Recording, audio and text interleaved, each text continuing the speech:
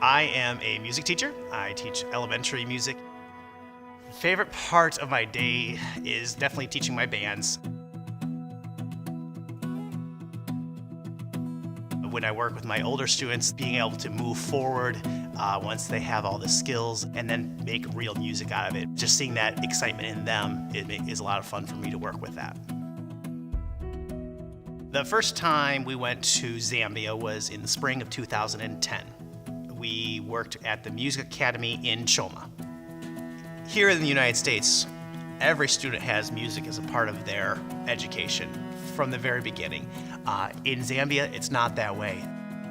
It's there mainly to help the kids in the Choma city to come there to give them a reason to hope for something different. So if they have that passion for music, this is where they're going to be going. They had a recital after a few days of him teaching, and he got the nickname Mr. Energy from them because he was so exuberant and so full of life while teaching them that they all just loved him and flocked to him, and they wanted to learn from him. After we got back, I did start to look at the potential of going long-term. The second time I went to Zambia was in the summer of 2011. They had grown to over 100 students. There was a student who we first met, his name was Damien, and we brought him a clarinet. The second time I went, he was already one of the teachers. He had spent that whole year practicing every day. He was in the academy, that was his life. And so by the second time, he was already teaching the new clarinet players how to get started. That blew me away. To see a student in 1 year progress that far and seeing that greater impact definitely made me feel like this is a place that God could use me.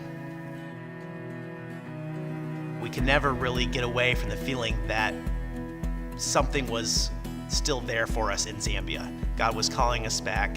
We just really saw the potential for God to use the way He wired us and the gifts that He's given us to further His kingdom in Zambia. We're excited to be going to Zambia next summer of 2015. I will be able to coach the music teachers in building the program, developing curriculum, so that the program is more self-sustaining.